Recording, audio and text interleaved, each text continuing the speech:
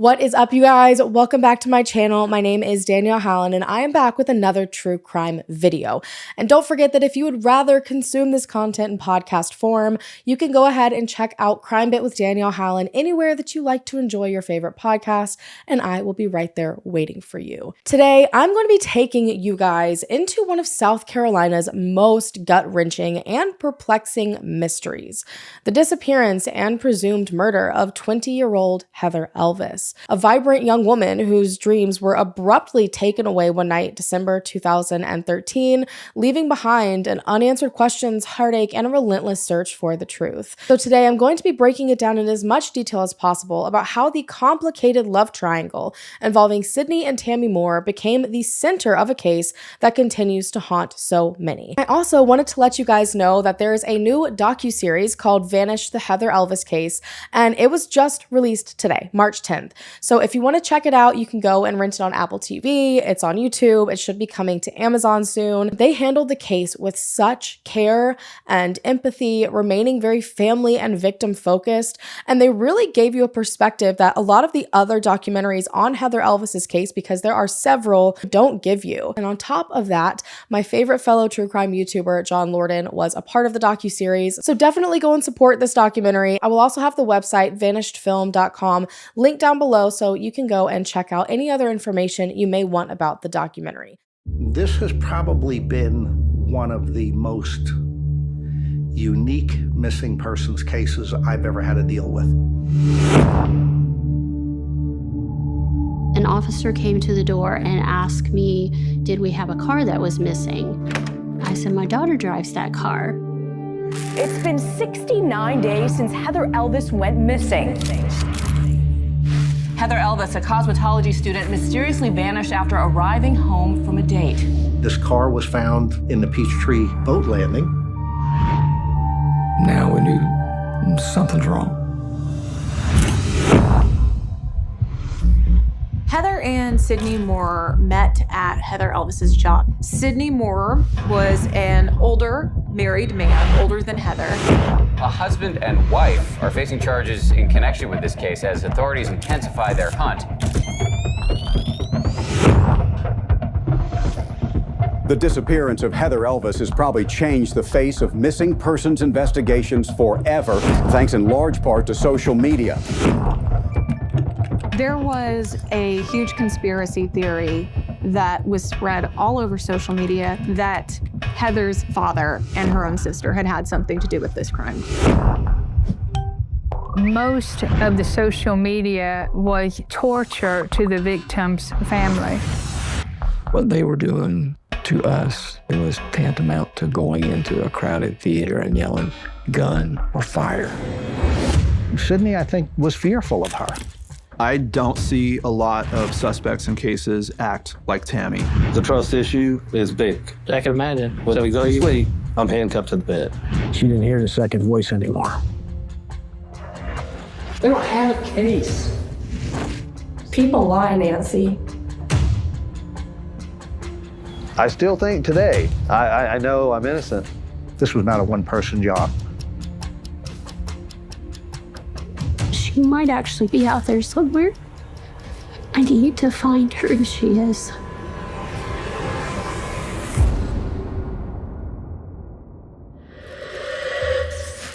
This is an in-depth case. It is convoluted, it's twisted, it involves some of probably the sickest people, so grab a cup of coffee, settle in, and let's get started. Heather Elvis was born on June 30th, 1993 to Terry and Debbie Elvis, and she was raised in Myrtle Beach, South Carolina, a place that's mostly known as a popular vacation spot. It is like the place to be during the summer, during spring break. I personally spent countless spring breaks there. It's like a wild party place, all right? I may or may not have gotten into way too much trouble there as a teenager, but despite the fact that it is mainly known as being a tourist destination, Heather was one of the constants. She was a local. Friends and family remember Heather as being responsible and outgoing, and she was just so genuinely kind, always sticking up for the underdog. Her mother described her as being laid back, easygoing. She was very soft-spoken, but Heather would truly come out of her shell when she was with the right people. Despite that gentle nature that she had, she loved to have fun. Heather was spontaneous, sometimes even rebellious. She butted heads with people because she wanted to do what made her happy. She wanted to have a good time, and not much could usually stand in her way. Heather graduated from high school in 2011, and she immediately set her eyes on the future. She ended up getting a job as a hostess at the Tilted Kilt Pub, which was located at Broadway on the Beach. It's like a giant open air attraction. They've got stores and restaurants and an aquarium. So if you're going to work anywhere in Myrtle Beach, like that is the place to be. You're going to make great money. You're going to stay busy. And Heather really seemed to enjoy it.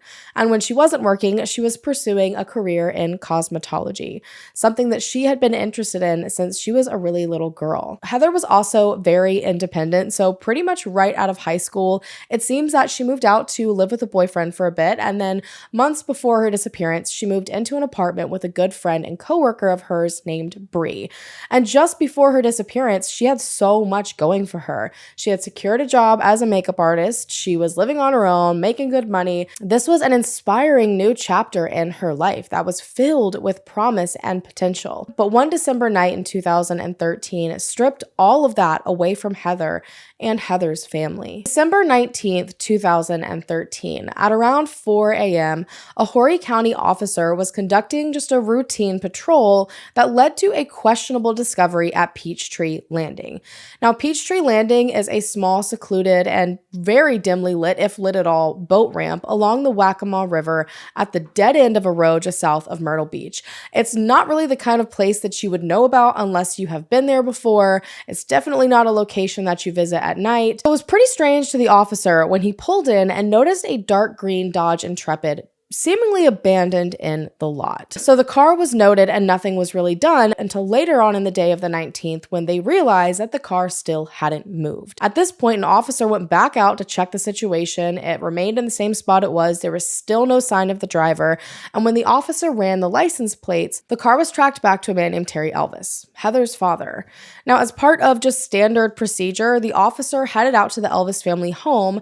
They didn't live that far away to check on any reports of stolen vehicles, thinking that maybe someone had grabbed this car and ditched it in the parking lot and gone off on their own. But Heather's family said that all of the cars in their driveway were accounted for. But when the officer mentioned the description of the car found at Peachtree Landing, the family's reaction was immediate shock and confusion. This car was used by their daughter, 20-year-old Heather Elvis, and there was absolutely no reason for it to be sitting abandoned in an isolated boat ramp 15 minutes away from her apartment. Calls and texts to Heather at this point were going unanswered, so Heather's family and the officer decided to go back to the car to try and investigate further, see if there were any clues there. And luckily, they had a spare key, so when they got there, her family was able to open up the car, and they saw it exactly as Heather would have left it. It was messy inside, trash, a bunch of her belongings, including her driver's license that was just sitting there.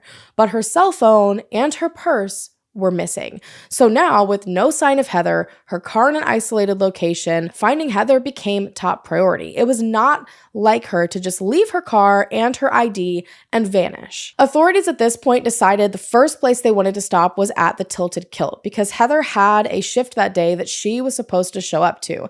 And Heather loved her job. She loved her coworkers. She was the kind of person that would show up 30 minutes early. If she was okay, she was going to be there. But her shift came and went, and Heather never showed. And with that, Heather was filed as a missing person. Everything about the circumstances to this point were incredibly out of character. Law enforcement quickly mobilized, reaching out to every single person connected to Heather, her friends, her neighbors, her acquaintances. They also called local hospitals and places that she may have ended up, anything that might trace her steps. And initially, they actually thought that Heather ended up at a local hospital. One of the hospitals in the area said someone named Heather Elvis came in the night before, checked herself out. So for such a brief moment, they believed that Heather was okay, that Heather was still out there somewhere. They just had to find her. But that lead very quickly fizzled out when it turned out to just be another girl with the same name. So at this point, a massive search effort was immediately launched at the last place that she may have possibly been, the boat ramp. Horry County officers, joined by volunteers, friends, and family, all scoured the area around Peachtree Landing. They searched the banks of the Waccamaw River. K-9 units were deployed. They had boats patrolling the river, and even helicopters were called in to search from above. Every possible lead and method to search for Heather was utilized, but they just kept coming up empty-handed. There was no sign of Heather at all.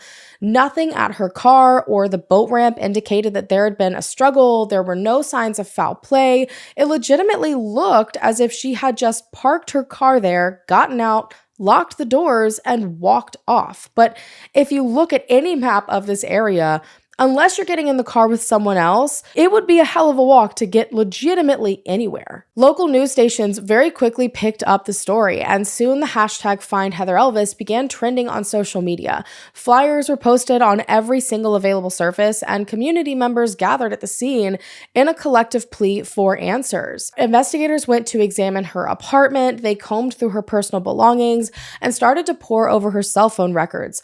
Every single detail was scrutinized in hope that something, however small, could point to where she might have gone. This was so out of character that no one, I think, even knew where to begin. She was always with friends, always with family, always at work. And while she did have this rebellious streak and she did love independence, she so heavily relied on all of the people around her. And there was no way she was going to walk off without saying a word to anyone. At this point, her family was doing all they could, and one of the first stops was to social media. They recognized that it was a powerful tool to not only spread information quick, but get information quick. They were able to reach out to Heather's friends, her coworkers, in hopes that someone had seen her or knew where she was. I watched her graduate. I watched her first dance.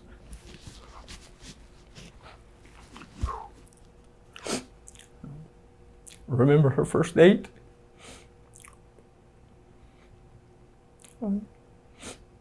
Remember her being baptized? I'm here today to print whatever I can print. I know that it's not going to solve everything, but it's going to let more people know that she's still missing and she's still my daughter. You can't eat. Just the worry is just overwhelming. I'd give anything to have her back safe. So far, police say they haven't found any sign that Heather's been in or near the water. And while they work tirelessly, Terry and his family hold on to every ounce of hope that she is found. We miss her terribly. Her sister, devastated. Her brother, devastated. Her mother and I, beyond devastated. Please, if you can help, give us a call. And amid all these frantic efforts, they slowly began to put together a timeline.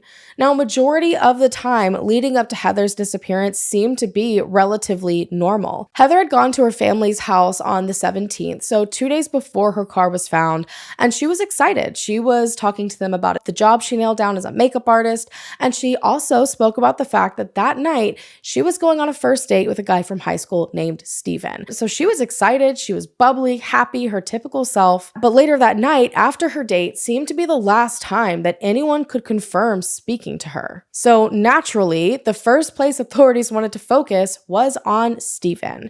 Now, by all accounts, Steven said that he and Heather had a great time on their date. They went to go get food, they drove around to see Christmas lights. Heather had also sent a photo to both her roommate Bree and her dad Terry, showing them that Steven had taught her how to drive a manual. And this was like a big deal because both her dad and Bree had tried to unsuccessfully teach her how to drive a manual. And so she was kind of rubbing it in their face that, hey, I did it without you. So she was happy, she was smiling, laughing, and she and Steven had even made plans for later on in the week. So clearly their date had gone very well. Steven was able to confirm to authorities that he dropped her off at her apartment around 1:15 a.m. on the 18th, and his mom was also able to confirm that he came straight home after. And so ultimately, after a thorough review of Steven's timeline, his statements, the police were able to rule him out. His involvement, however, served a pretty important purpose. Heather had been out that night enjoying herself, and something had drastically changed in the hours that followed. And it didn't take long for authorities to start to get an idea of what may have happened. When authorities and Heather's family had gone to speak with her friends, her roommate, her coworkers, there was one name that just repeatedly came up right away, like the first thing out of everyone's mouth, as someone that authorities needed to talk to immediately. A man named Sidney Moore. Now, this name didn't seem to be familiar to her family, but Heather's roommate Bree was able to provide them with a number for this guy. And they called this number to try and see if he had any information. And to their shock, they were immediately met with aggression and screaming. Sidney was on the other end of the line, just yelling at the Elvis family, and then ultimately hung up the phone. And so this obviously horrified her family and only added to the suspicion, because who the hell was this guy? How did he know Heather? And why was he so immediately defensive when they asked if he knew where she was? And when they found out all of the information, it took the investigation a completely different direction than I think anybody expected. So it turned out that Heather met this guy, Sidney Moore, while she was working at the Tilted Kilt. And Sidney, who was 37 years old at the time, worked as a maintenance guy at the Tilted Kilt along with several other restaurants in the area. And despite their 17-year age gap, I guess sparks flew between them, starting in June of 2013, so about 6 months prior to her disappearance. Their relationship initially was, I guess, supposed to just be a fun fling, but according to coworkers, it soon grew into something way beyond that. It was much more intense, which was pretty risky business because not only was Sidney so much older than Heather, but Sidney was a married man and a father. Now, despite the circumstances, their relationship was far from being a secret. They openly showed their affection toward each other while they were at work. I mean, it was apparent to everyone at the Tilted Kilt that Heather and Sidney Moore were in a relationship. Several of Heather's friends and coworkers didn't agree at all with what was going on between them, and they tried to discourage things. I think at one point they even made prank calls pretending to be Sidney's wife, Tammy, in hopes that it would split the two up. But all of their efforts were in vain, because the longer time went on, the more evident it was that Heather was in love with this guy. This had surpassed a fling. At this point, they were full-blown involved with each other. Sidney and Heather's relationship just continued to get more and more serious. They spent hours on the phone talking. I think they sent anywhere from about 500 to 600 texts back and forth a month. They met in the parking lot outside of work. Pretty much any moment that they could get together, they took it. But as you can imagine, secrets have a way of coming to light. On November 2nd, 2013, things took a turn when Sidney's wife, Tammy Moore, ended up discovering the affair. And let me tell you, Tammy's reaction was not subtle. A flurry of calls started to come into the Tilted Kilt that day, and eventually calls from the same number started to come in to Heather's personal cell phone. I've seen it was somewhere in the ballpark of 60 total calls made by Tammy in an attempt to get in touch with Heather. And when Heather finally answered on her personal phone, Tammy laid into her and even put Sidney on the phone to do the same. Sidney started to tell Heather that he had used her, that he never cared about her, calling her all sorts of derogatory names, and it devastated Heather. Her friends, coworkers, and Heather herself seemed to be under the impression that Sidney had plans to leave his wife. It's not even believed that Heather initially knew he was married until after they were already involved. And once she found out, as it typically goes with affairs like this, Sidney probably started making all these promises like, hey, I'm going to leave her. Don't worry about it. We're about to get a separation. We're about to get a divorce. I mean, he told Heather that he loved her and they were going to be together. So this was a jarring change for her, something totally out of the blue, something unexpected, and it really seemed to rock her world. But this one phone call to Heather was just the beginning of an absolute nightmare. In the following days, Tammy began to use her own phone as well as Sidney's phone to harass Heather. She was demanding that Heather give up her identity, to meet Tammy face to face, saying things like, the kids want to say hi to you. She even threatened that Sidney would be taking his last breath. And then she started to send photos and videos to Heather of her and Sidney in the middle of sexual acts, as if to kind of assert this dominance and prove that she won. This had transformed into a terrifying situation. Everyone that knew Heather at the time said that she was horrified of Tammy. She was scared to leave work alone. She was scared to go to her apartment alone, walking through any parking lots. She was so scared that Tammy was watching her every move and was waiting for the right moment to pop out and attack her. She always felt like she had to be looking over her shoulder. But as the days turned into weeks, Heather tried to get back to her normal, to put all of this behind her. She hadn't spoken to Sydney at all since November 2nd, when Tammy became aware of the affair. And on the flip side, Tammy seemed to finally be taking a break from the harassment. Sydney and Tammy also seemed to be trying to move forward with their own marriage. They bought a new black F-150 and decided to take a 3-week road trip to California in an attempt to salvage their relationship around mid-November. So the focus coming up to December didn't seem to be on Heather anymore. And around this time, Heather's friends said that she started to get her spark back. It seemed that she had finally decided to move past this. She wanted to be happy again, have fun. She was deciding to start going on dates again. Everything seemed like it was going well until all of a sudden Heather went missing. And having all of this information in front of them, it seemed a little odd to investigators that Heather went missing just weeks after it was discovered she was having an affair with a married man. Obviously, with all of this information, authorities decided to go to the Moore home on December 20th to see if Sydney or Tammy knew anything about Heather's disappearance, because they only lived a few miles away from Peachtree Landing, where Heather's car was found.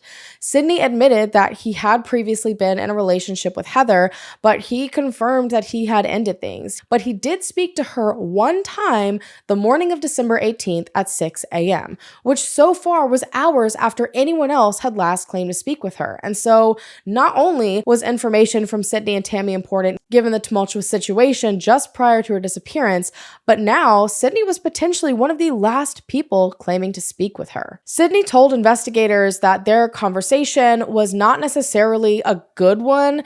Instead, he had actually just spoken to her very briefly to tell her to stop reaching out to him. He was making it seem as if Heather had been making repeated attempts to reconnect with him, and he wanted no part in it. And so you can see how this would kind of paint a picture that maybe Heather had been distraught before she vanished. Maybe Sydney rejected her for the final time and she couldn't handle it, so she left, walked away from her life. But according to Heather's roommate Bree and phone records, authorities were able to determine that that's not at all what actually happened. Sydney Moore was lying. Authorities had been able to create pretty much a perfect timeline with Heather's phone records, and it showed that she had been living her own life away from Sydney. They hadn't been in contact by phone in 6 weeks. So the idea that she had somehow been contacting him otherwise, trying to reach out to him, reconnect, it just wasn't adding up so far. And the night that she went missing, there was a chaotic flurry of calls from Heather's phone, leading up to total silence. So if you remember, around 1 to 1:15, Heather was dropped off at her apartment by her date that night. And literally just 15 minutes later, at 1:35 a.m., Heather received a call from an unknown number. And her records showed that she picked up this call and spoke to someone for almost 5 minutes. Now, this number had already immediately stuck out to authorities because it had never called her phone before. It was something entirely new, and they managed to trace it back to a payphone in the Myrtle Beach area, which again, that's some odd information, but they hadn't been able to connect it to anyone specific at this point. But thanks to Heather's roommate, they had started to connect the dots. Heather's roommate Bree had been out of town at the time that she went missing, but she told authorities and Heather's family that at 1:44 a.m., Heather called Bree in shambles. She was crying, tripping over her words. Heather was obviously in distress. She said that she had just received a call from a local number she didn't recognize, which we know to be the payphone.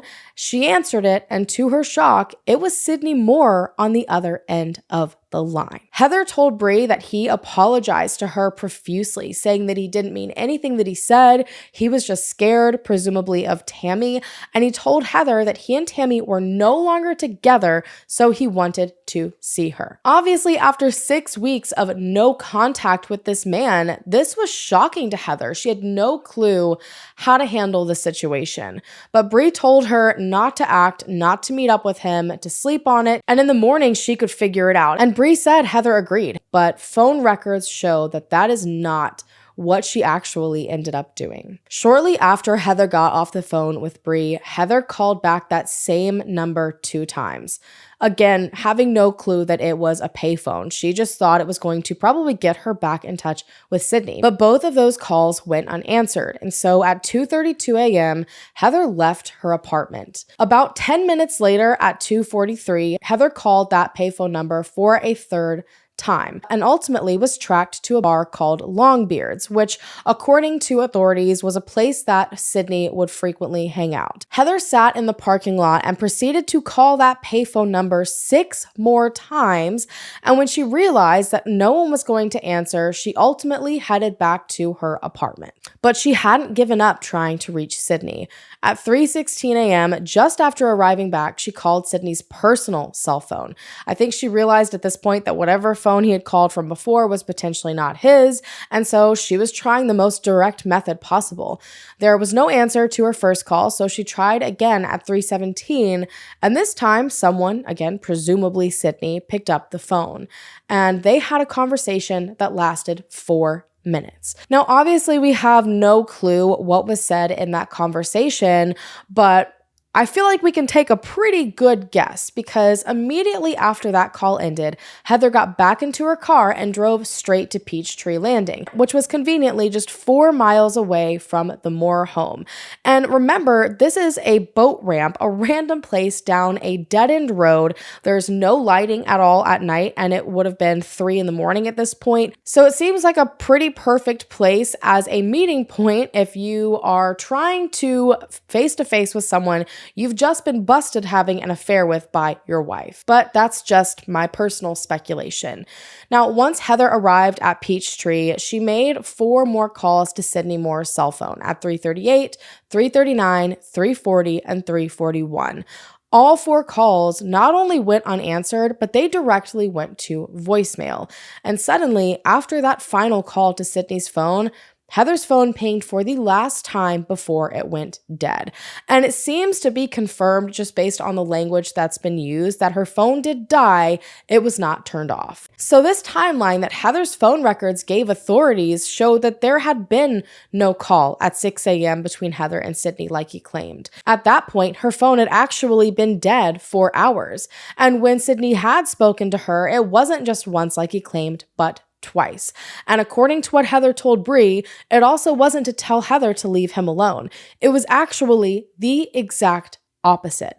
So why exactly was Sydney lying to the police? And this brings us back to authorities at the Moores' home on December 20th. Tammy and Sydney lived on land that was owned by her parents, who also lived next door. And when authorities first arrived at the house, they actually had Tammy's father come out. That was the first person that they had any contact with. And right away, red flags went up because this man was aggressive. He did not want authorities to be there and even made an offhand statement that there was nothing that he wouldn't do to protect his daughter. So it seemed pretty clear that the defenses immediately went up for the Moore family.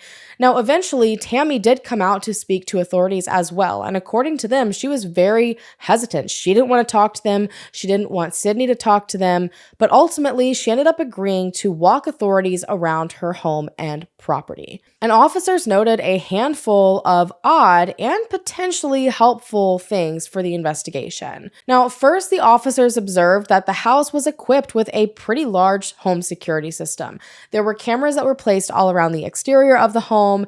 They even noticed that there were a few on the inside of the home, including positioned at the top of the stairs. They even saw a room where there appeared to be several monitors that they could look at the security system from. So they obviously took their home security system pretty seriously, but that could also help corroborate, hey, were they home at the time? Did they leave at the time? They also took note of the Moore's truck, that brand new Ford F-150 that they had purchased, and the truck was parked right there in the driveway. They asked if they could look inside, but Tammy said that she didn't have the keys, so she wouldn't be able to open it up for them, and instead offered for them to check out the camper. And nothing inside the camper itself seemed to give authorities any pause, but there was kind of a pile of concerning items sitting just outside of it.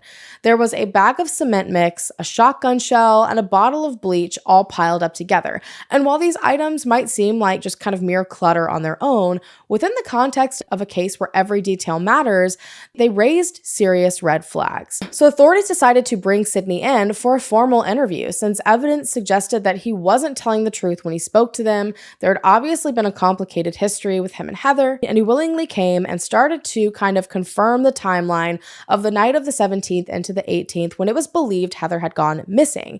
Now, he claimed that he and Tammy had been together that entire night. They went to the bar, they went to Walmart, and they got home around, I think specifically they said 3:10 a.m. So this would mean that he was home before Heather was thought to have even left her house. And he maintained that he spoke to Heather at 6 a.m. And so with him continuing this lie, they wanted to get to the bottom of it. So they started to directly ask him if he called Heather from a payphone that night. He repeatedly denied ever doing this to the police and even tried to distance himself further from it by making a statement like, oh my gosh, payphones are still a thing. And they're like, we literally know that you called her from this payphone. It is so wild that you are digging your heels in so deep. And because at this point, authorities had more than just phone records. They also had surveillance and proof that he never spoke to her at 6 a.m. in the morning. When authorities had linked that number that called Heather to the payphone, they went to the gas station that the payphone was located at right away to check for surveillance. And surveillance ended up showing a black truck similar to the Moorers pulling into the gas station at around 1:33 a.m. on the 18th. A man gets out, he uses the payphone, and then he leaves.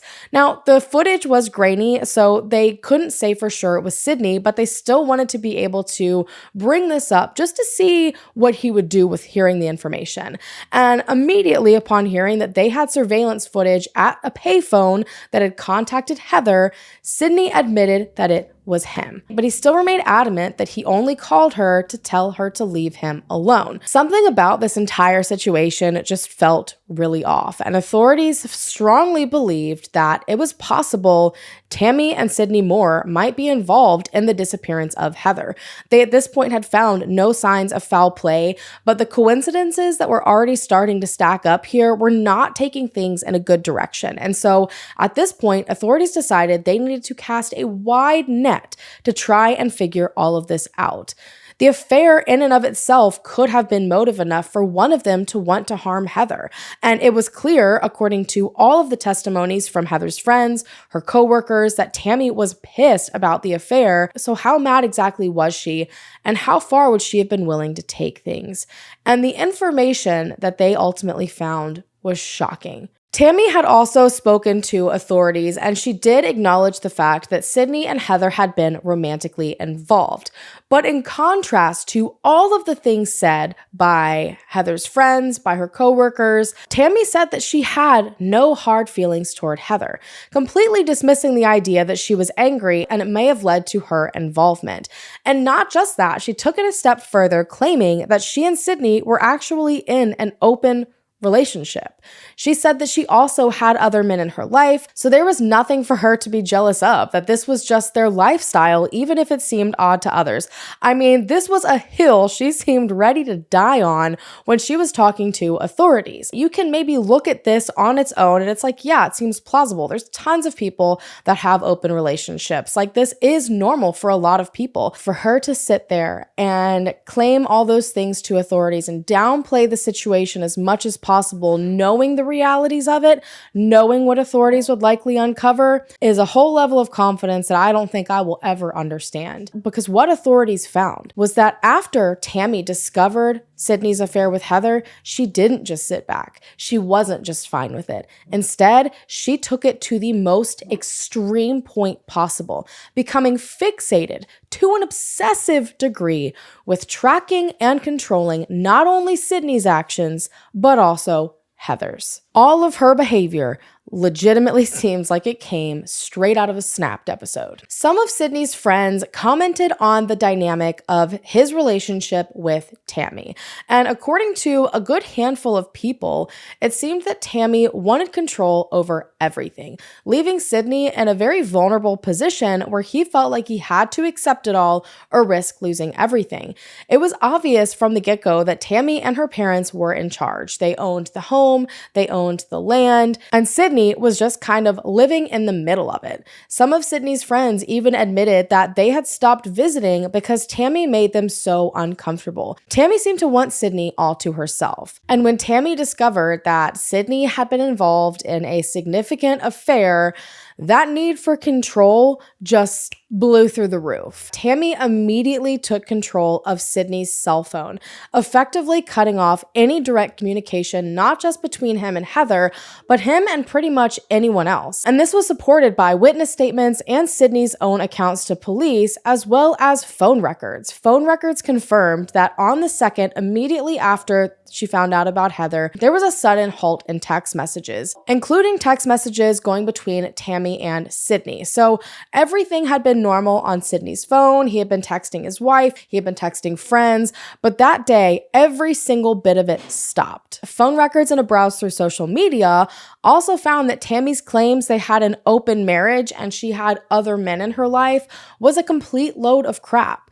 They weren't able to find any evidence at all that she had been speaking to any other men, that she had been on any dating sites, until after finding out about Heather. Like literally from the day she learned out about the affair, she was suddenly all over the place. She was messaging men, she was on dating sites, and she even started to send explicit photos of herself to other men from Sydney's phone. But things still didn't stop there. Like, this is just the tip of the iceberg when it came to Tammy's actual reaction to the affair. Sydney also revealed to the police that Tammy had not only taken over his phone as a form of control, but she would not give him a second by himself. He gave up working for the Tilted Kilt. He obviously wasn't talking to Heather, but that just wasn't enough for Tammy. She went with him everywhere that he went. I'm talking everywhere. Like, he could not leave the house without her in the car with him. And even when they were at home, she still took ridiculously horrifying drastic measures.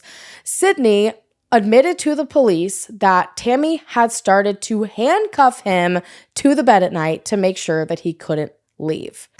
Like I said, straight out of an episode of Snapped. And several witnesses were able to confirm this information, that they had either seen or heard about the fact that Tammy had started to restrain Sydney. Authorities also uncovered through speaking to several witnesses that just after Christmas, Sydney suddenly had a new tattoo. It was Tammy's name in massive letters, you guys, like huge block letters stretched across his lower stomach. One of their kids' friends even overheard Tammy saying to Sydney, if you hadn't messed around with that girl, none of this would have happened, in reference to the tattoo.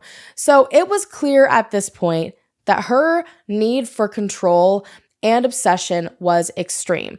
This whole spiel that she didn't care, that she had no reason to be jealous, that there were no hard feelings. I'm pretty sure restraining your husband, taking his phone and following him everywhere he goes and forcing him to get a tattoo probably does not fit that narrative. And this obsession didn't just stop with Sydney. And that is what authorities feared, that this absurd and bizarre behavior ended up trickling over to Heather and may have ultimately led to whatever happened to her. They found evidence suggesting that Tammy had been actively stalking all of Heather's movements. While looking through phone records, investigators discovered that in the weeks following the discovery of the affair, both Sydney and Tammy's phones were almost always in close proximity to Heather's. Now, because she had Sydney's phone, I'm not even sure Sydney knew this was happening. However, given the fact she didn't let him be alone, the safe assumption is that Sydney was probably right there with her, watching her stalk 20-year-old Heather and not doing a dang thing about it. If Heather was at work, they were sitting in the parking lot. If Heather was at home, they were in the bar down the road. And this continued up until they left for California. Like, the only reason they they probably stopped following her is because they were on the other side of the country. And so you would think that after several weeks of relationship repair, they would come back, all of this madness would end, but that didn't at all happen.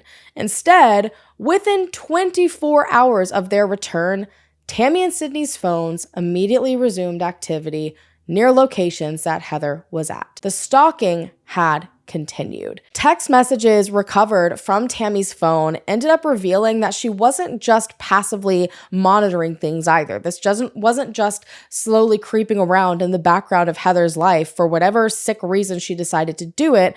Some of the texts also indicated that Tammy had instructed her own sister, Ashley, to take photos of Heather while she was at work, like sending people out as her minions to get physical eyes on Heather and send her evidence of that. And I don't know if Tammy just still didn't know who Heather was or what she looked like and wanted to see her better, just like curiosity getting the best of her, which is honestly even downplaying what it legitimately was. But this is some pretty sick behavior for a grown adult woman to be doing to a 20-year-old. Like, I understand the way that affairs destroy a family. I understand the turmoil, the pain, the betrayal. Like, I completely get it. But why on earth are you doing all of this? The evidence found not only entirely goes against what Tammy claimed her reaction was, it goes beyond that, and it turned into systematic, relentless efforts to monitor, control, and ultimately silence any connection between Heather and Sydney. And if you look at it honestly, she had taken Sydney's phone, she handcuffed him to the bed, she didn't let him go anywhere without her. So why did she feel the need to follow Heather? There had to be some sort of end game here. Tammy planned to get something out of stalking Heather, and authorities needed to figure out if that connected to how Heather disappeared. And as if all of that information isn't wild enough, this brings us to what investigators found in Sydney and Tammy's phone records the night that Heather went missing. Sydney and Tammy had actually been at Longbeard's bar from 11 p.m. on the 17th to sometime around 1 a.m. on the 18th. And this is information they'd already told authorities, but this was actually the same exact bar that Heather later went to, likely in an attempt to find Sydney. Now, around 1:19 a.m., their phone records show that Sydney and Tammy had left the bar and were now at a local Walmart, which again seems like pretty normal behavior. But instead, it ended up dropping a bombshell of another potential motive on investigators. Authorities went to the Walmart to try and get surveillance and see what they bought, if anything they bought could have potentially been involved in a crime. Like, did they go get trash bags or tape or bleach or any of those things? And instead, they found that Sydney Moore went inside of the Walmart alone while Tammy sat in the car, and according to receipts, Sydney purchased a pregnancy test. Immediately after purchasing this pregnancy test, Sydney and Tammy headed straight to the gas station where Sydney made the call to Heather from the payphone. So why? After 6 weeks of no contact, 10 minutes after purchasing a pregnancy test and using a payphone instead of a cell phone, would Sydney reach out to Heather? Well, authorities believe that they found the answer to this as well. According to friends and coworkers, in the weeks leading up to Heather's disappearance, she believed that she may be pregnant. And the only partner that she had at the time had been Sydney Moore. Heather had always been a really small girl, and apparently in November and December, she ended up sizing up 2 cup sizes and 1 pant size in her work uniform, because the tilted kilt is like a German version of Hooters. They wear like teeny tiny kilt skirts and like a bra essentially. So she gained enough weight and it gained enough cup sizes in her chest that she had to go and get a new uniform. And this was a big deal because Heather had always spoken about the fact that she struggled so much to gain weight, but now it was very rapidly happening. And so between that and potentially other reasons, she started to wonder if she was pregnant. And she actually took a digital pregnancy test at work, but it unfortunately gave her the error response. And while she hadn't received proper results from the test that she took at the Tilted Kilt, authorities found evidence that she had tested again. When they had gone through Heather's apartment, they ended up finding an empty box for a pregnancy test, and the test itself was nowhere to be found, which I will comment on later. But this was yet another indicator that Heather believed she may have been pregnant with Sydney's baby. So authorities started to wonder at this point if maybe word had spread that Heather was possibly pregnant, if somehow Tammy and Sydney wanted to find out if it was true, so they bought a pregnancy test and then lured Heather out to the boat ramp, and something awful happened from there. So far, all of the phone records for Sydney and Tammy were corroborating the story that they had told the police. And they were also able to confirm that at 3:17 a.m., when Heather called Sydney's personal cell phone, it showed that he was in or at his home. And they had said they arrived back home from their night out at around 3:10. So again, we're continuing to corroborate their story. But from around 3:30 a.m. to around 4:30, both Tammy and Sydney's phones went completely dark. So all 4 of those calls that Heather had placed to Sydney's phone from Peachtree Landing that all went straight to voicemail, authorities speculated that Sydney and Tammy may have purposefully turned off their phones. But probably the most damning piece of information that, in my opinion, authorities found was that at 4:37 a.m., within an hour of Heather vanishing off the face of the earth, all of a sudden, coincidentally, Sydney got his cell phone back. And for the first time in 6 weeks, Tammy and Sydney sent a text to each other. Now, obviously, all of the cell phone data gave a ton of helpful information, but they needed more information to further prove that they had played a hand in this. And so they hoped to get Google warrants from Sydney's phone to get more accurate locations throughout the night, because I feel like I've talked about this a lot in the more recent cases. When you're relying on just phone records and phone pings, you're relying on towers that service like a very broad area. So you cannot ever directly pinpoint where someone is. They might be over here or they might be 3 miles over here. But with Google data, it tracks your exact movements, like down to the exact spot that you are standing. So it would be able to tell them if Sydney or Tammy were at that boat ramp in the early morning hours of December 18th, but they made the mistake of mentioning that piece of information to Sydney. On December 20th, when they first brought him in for questioning, they straight up asked him if his Google data was going to show that he was at the boat ramp with Heather. And by the time authorities were able to get a warrant, it showed that 5 days after they said that to him, on December 25th, Sydney deleted everything from his Google account and closed the account down. Any information that had been on there was now gone. And up until this point, I mean, all of this was just circumstantial evidence. You've got sketchy situations, a questionable timeline. A lot of it would involve like speculation and kind of like filling the gaps between point A to get to point B. So they started on the most logical route from the Moore home to the ramp and began to gather all the surveillance in between. And sure enough, they hit the jackpot. Home surveillance had actually captured a similar black truck to the Moore's black F-150 driving the direction of Peachtree Landing at roughly 3:45 a.m. on the 18th of December.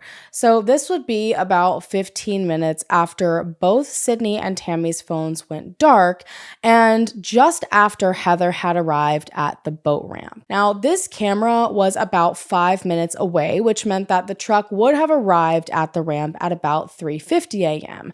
But that same surveillance video showed the truck coming back from the area at 3:55. So we've got a really short time frame here. That means that the truck, if it did go to the boat ramp, was only there for less than a minute before leaving again, which of course is not a lot of time to do anything, but it's definitely enough time to pick someone up. A second camera from a local business caught the exact same thing. However, the timestamps differed by a few minutes. This camera had a timestamp making this occur about 5 or 6 minutes earlier than the first camera.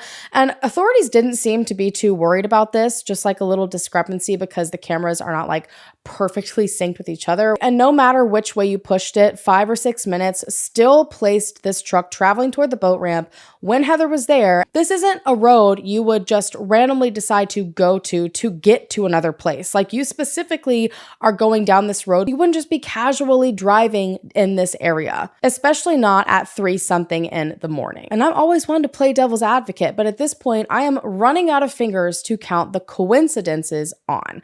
Like it is just too much at this point for all of this information to be a coincidence. This was obviously huge for the investigation, but at this point, they still hadn't been able to fully prove it was the Moore's car, so they still had to dig. And that ended up being probably the least alarming surveillance that investigators ended up finding. Authorities had not forgotten about the security system that they originally saw at the Moore's home, but it turned out that the day that authorities visited, like legitimately immediately after they left, for whatever reason, the Moores decided to tear the whole system down. Again, what a coincidence.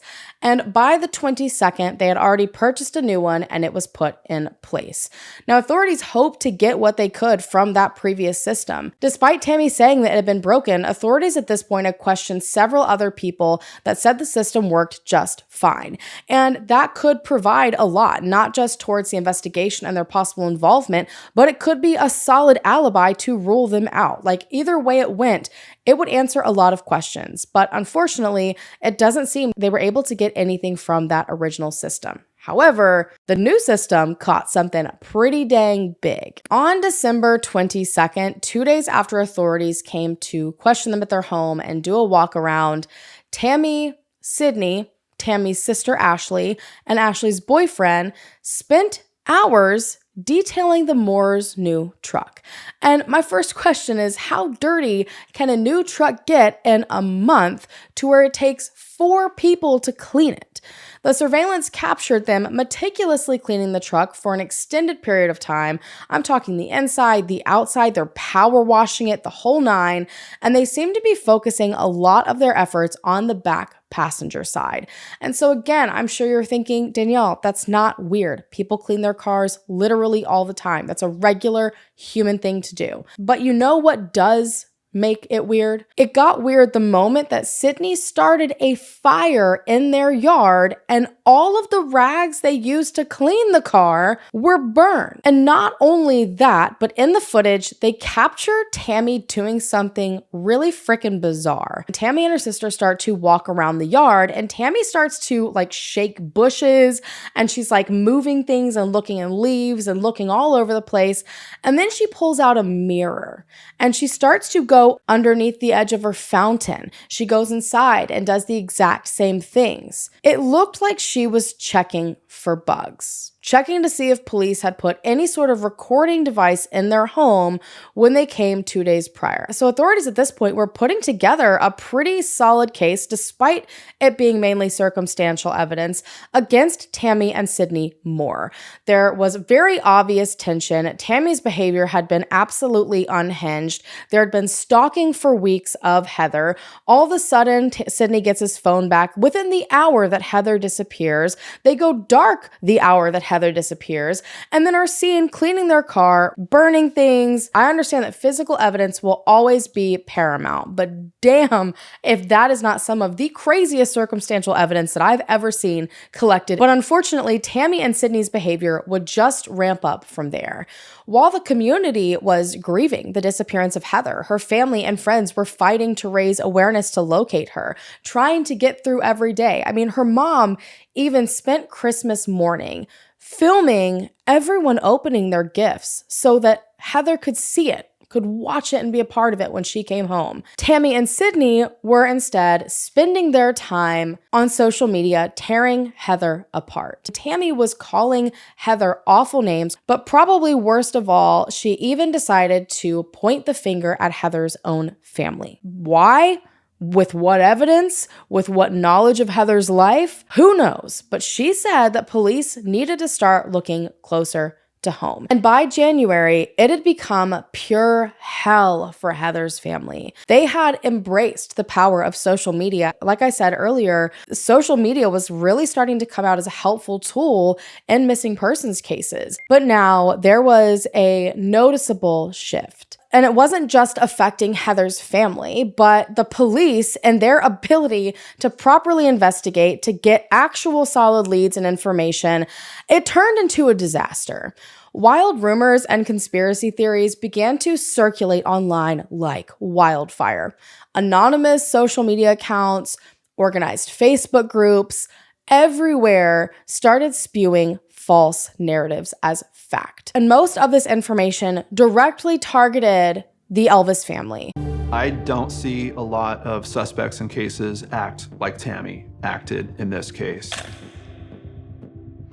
I think there's a component to her personality where she believes that she's the smartest person in the room, and she had to control the conversation.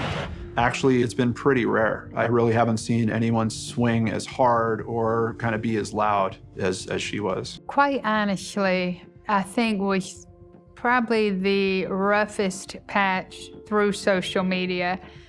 And I hate to even bring this up because it's not true, it's such a false narrative. But the Moores were really trying to turn it all on Terry Elvis and say, I didn't do anything. Why aren't you looking over here at Terry Elvis? Why aren't you digging around his house? There wasn't one shred of evidence that led anyone to believe that her family had done anything. They thought I spent 10 years in prison. They thought I had beat my wife and kids into submission.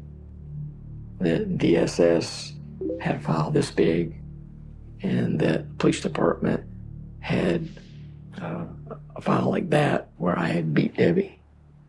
And I was like, come on, you know? Just go look for it. That's paperwork. It's there if it's there, you know? I said, or go ask Debbie or go ask the kids. Don't ask me. If anybody's gonna lie about it, it would be the person that did it.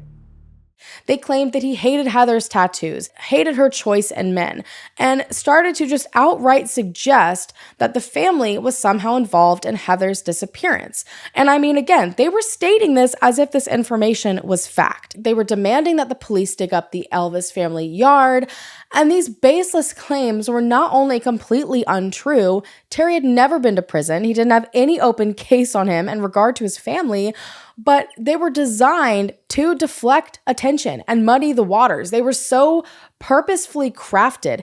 And because people cannot think for themselves and do their own research, everyone just started parroting the same thing and spreading this information. And unfortunately, in numbers, people believe what the hell ever. And so it worked. Facebook group after Facebook group popped up. The relentless speculation wasn't just about sharing opinions either. I mean, it turned into a full-blown campaign of harassment. People started working together, you guys, to follow the Elvis family, taking photos of them in and out of their home, in church, at work, going out to eat. Some people were even making jokes that they had been close enough to smack Terry Elvis in the back of the head. Y'all, this is a family that has no idea where their daughter is. Imagine if that was your sister, your daughter, your son, your mom, your brother, your aunt. Like, how do people waltz through life with such a lack of perspective that they're okay doing these kinds of things? And so now a space that had at one point helped the case was now just turning into a breeding ground for these unfounded rumors. It's so disappointing how so many people just blindly consume because it feeds their own personal need for drama and entertainment. I mean, these cases are hard enough for the families and the public and the police. This is real life. This is real pain, real loss. But it's like some people still aren't satisfied unless something absolutely mind-bending comes out. These cases can't just be what they are. Everyone always thinks they should be worse, thinks there should be more drama, thinks it's more in-depth. And they so desperately rely on those dramatic tidbits like it's their last breath of oxygen. When it comes to situations like this, it is far less about the truth than it is entertainment and shock value. Terry said that people he had known for 25 years started to ask him if he beat his family. They started getting calls from the IRS about yachts they allegedly had, several race cars they apparently had purchased. Heather's sister participated in Miss South Carolina, and they got calls trying to boot her based on these unfounded claims. The Elvis family tried relentlessly to ignore these things until it started to affect their daily life. One of the Facebook groups even had a Monopoly board, and they covered it with all of the faces of the Elvis family and all of their supporters. They were treating this and these people as if they were a game. And at some point, they even posted a picture of Heather's sister with a noose around her neck and then started started to actively make plans to kidnap her. And the saddest part about this is that things like this happen on a regular basis to so many families. It's legitimately a modern day witch hunt. But unfortunately, when Heather's family tried to do something about this, tried to get authorities to help them, authorities said that their hands were tied. Laws just weren't, and in my opinion, still are not there for these scenarios to protect victims of these online situations where these people hide behind a keyboard and anonymity and a screen and just say whatever the hell they want. And it's really scary, I think, because it can so easily jump off of the page into real life. And the stalking of the Elvis family is one example of that. At one point during all of this, Terry called the police from a Chick-fil-A parking lot because he believed someone was possibly following him with a gun. At first, he believed it looked like Tammy. And so police came and it ended up being Tammy's sister. She explained to authorities that she didn't have a gun, that was ridiculous, and that instead she had been taking pictures. And authorities went to look at said pictures and ended up finding hundreds of the Elvis family. They tried to press stalking charges because this is just out of hand at this point, but because there wasn't a pattern, they said no charges could be filed. And while Tammy's sister Ashley did consent, I guess, to them looking through her phone, she did not consent to them looking through her car. So there was no way to confirm or not if she did in fact have a weapon. But interestingly, later that night, Terry was shot at 4 times in the driveway of his home.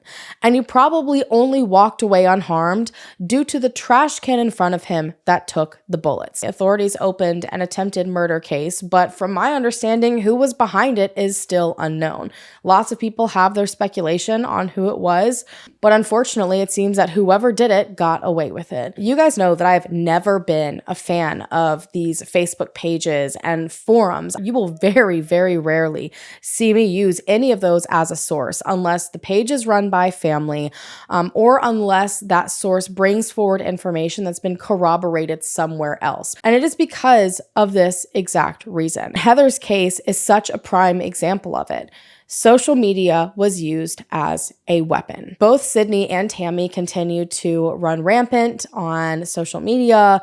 They were thought to have been behind a lot of those different sock puppet accounts that were directing attention anywhere but themselves and kind of bolstering these false claims with more false corroborations. But on February 21st, 2014, it all came crashing down. Horry County Police executed a search warrant at the Moore's residence, and ultimately both Sydney and Tammy were arrested and charged with obstruction of justice for lying to the police numerous times throughout the investigation. This morning, Sydney and Tammy Moore are behind bars in connection with the disappearance of 20-year-old Heather Elvis.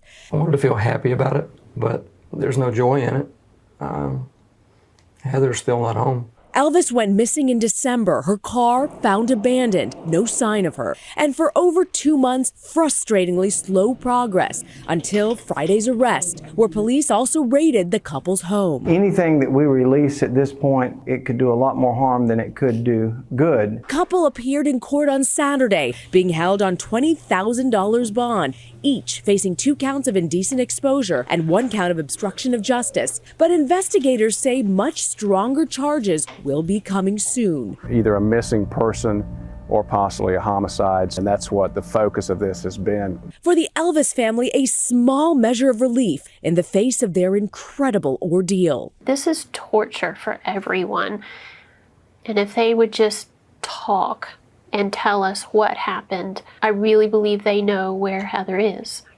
Within days, more charges were added, and these charges were huge. It solidified what authorities believed happened to Heather. Sydney and Tammy Moore were charged with kidnapping and murder in relation to the disappearance and believed death of Heather Elvis. When authorities executed the search warrant that same day at the Moore home, it unfortunately didn't yield any more evidence, which it had been 2 months, so I would assume if there had been anything there, it would be long gone.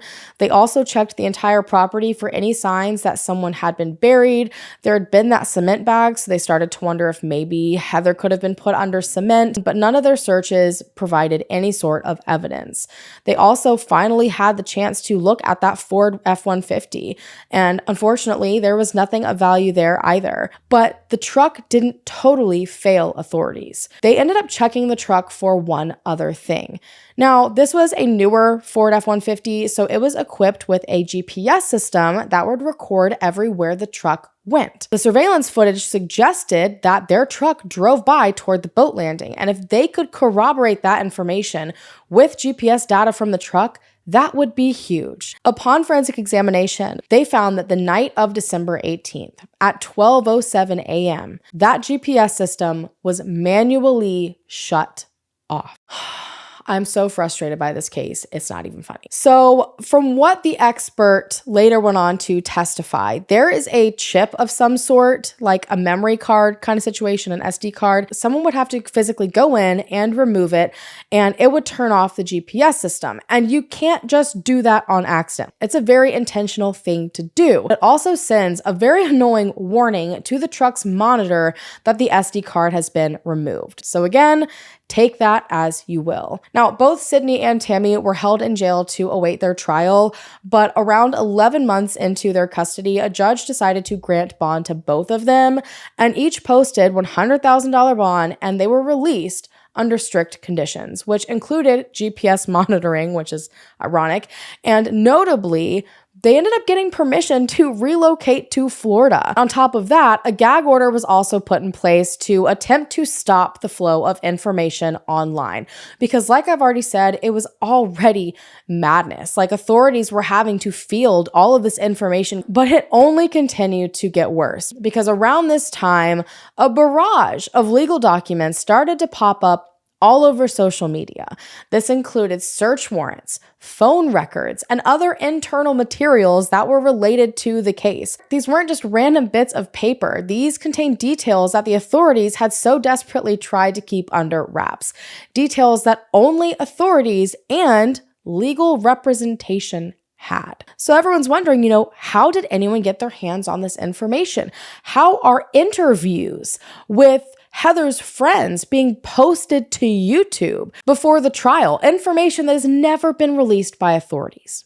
And so the prosecution began to speculate that the Moores themselves were leaking the information online, probably in an attempt to get their case thrown out.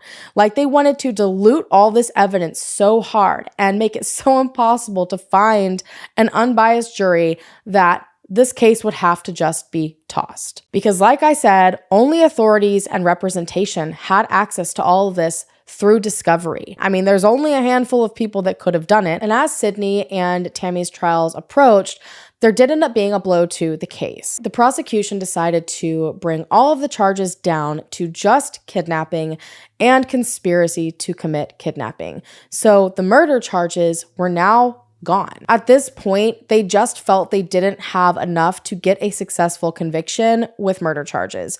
There have been successful murder no body cases in both North and South Carolina, but what they had was all circumstantial. There was no physical evidence like blood, fingerprints, a crime scene, a weapon. And usually in no body murder cases, there's at least enough blood evidence to suggest that this person suffered an injury that was fatal. The Elvis family has said that they understood that decision. Kidnapping comes with a 30-year sentence in South Carolina. So they would likely be charged to that amount. It wouldn't just be a slap on the wrist and then they'd be let go. They would still be spending a good portion of their lives in prison, but they were also devastated. Heather's mom gave a perspective of why exactly it hit them so hard on the documentary that I mentioned earlier in the video. And it was notably one of the most impactful things that I heard throughout the docuseries because it's something that I had never even considered, a perspective and a way that these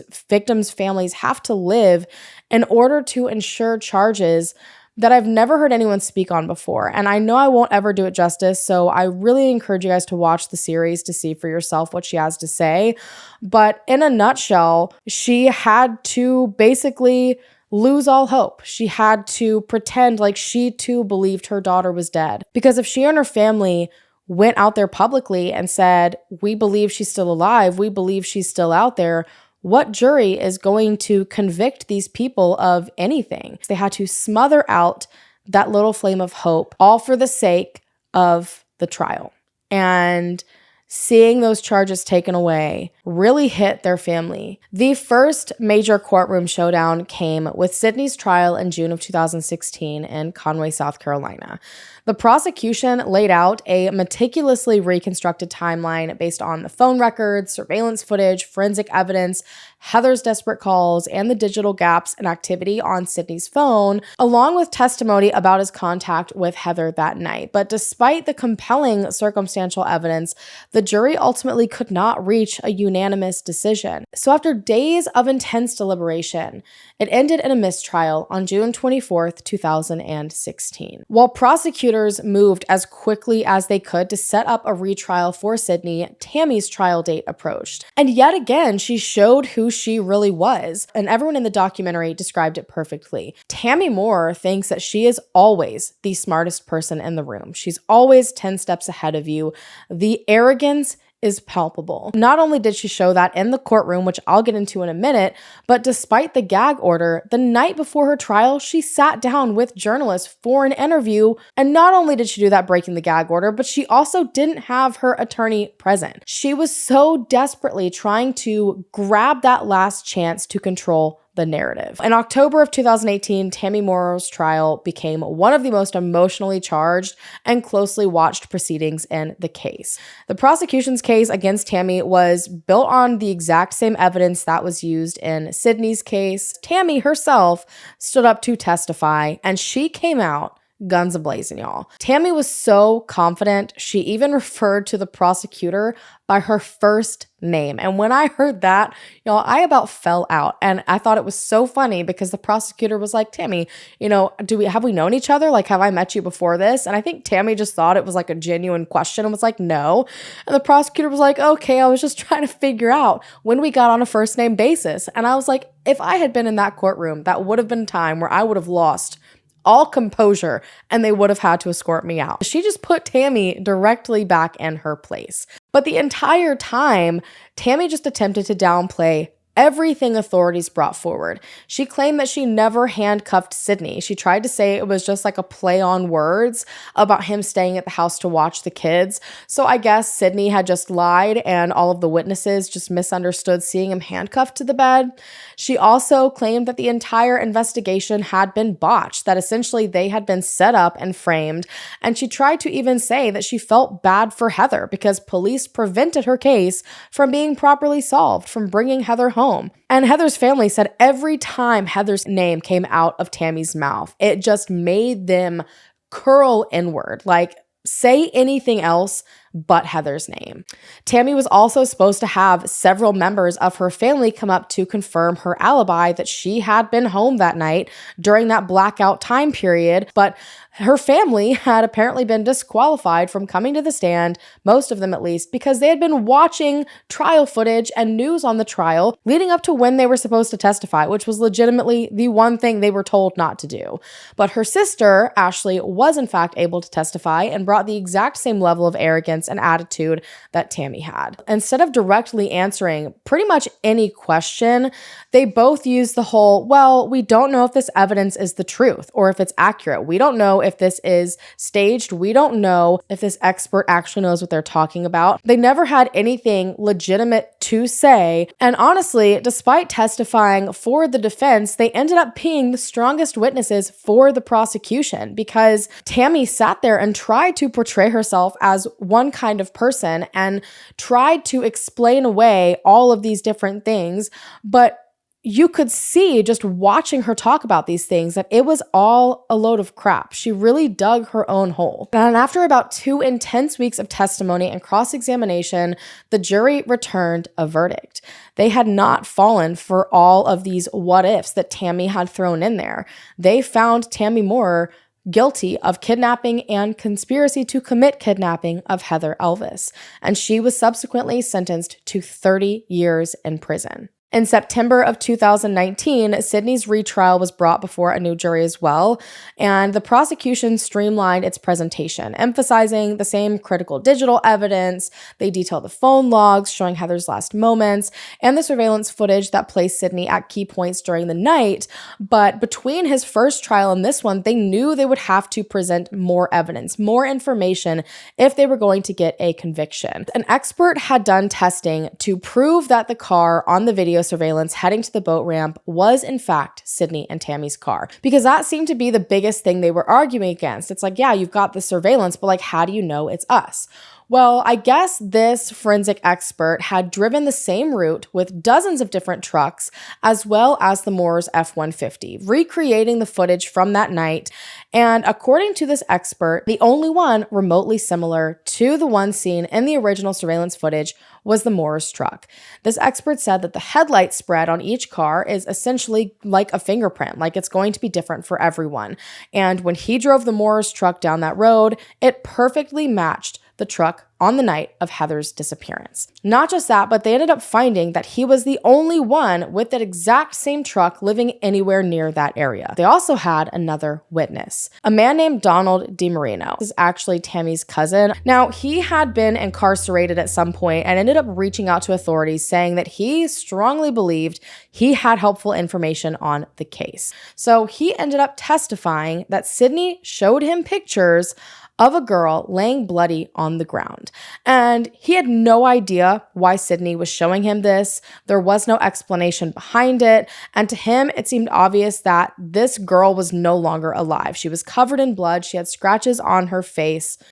And the only reason he could really come up with as to why Sydney would have shown this to him is because he himself had a criminal record, and maybe he felt like it was the safest person he could finally let this secret out to. And it wasn't until later that I think he realized the photos he saw, he believed were of Heather Elvis. And so obviously he brings forward this shocking information suggesting there's pictures somewhere of Heather no longer alive. But the defense quickly jumped up and tried to shoot this entire testimony down. They claimed that he was lying. They said that he took a deal, and they even brought forward information where he apparently told his mom that none of this information he was giving authorities and testifying about was true.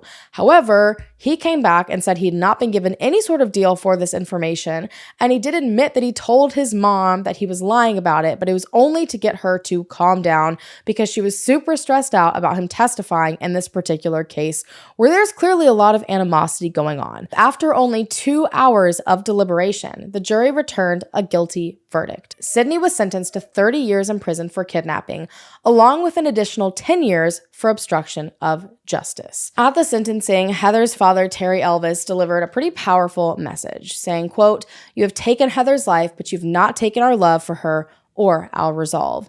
And this statement still resonates, reminding us that justice is a long and painful process. And for Heather's family, there remains an emptiness until the truth is finally uncovered.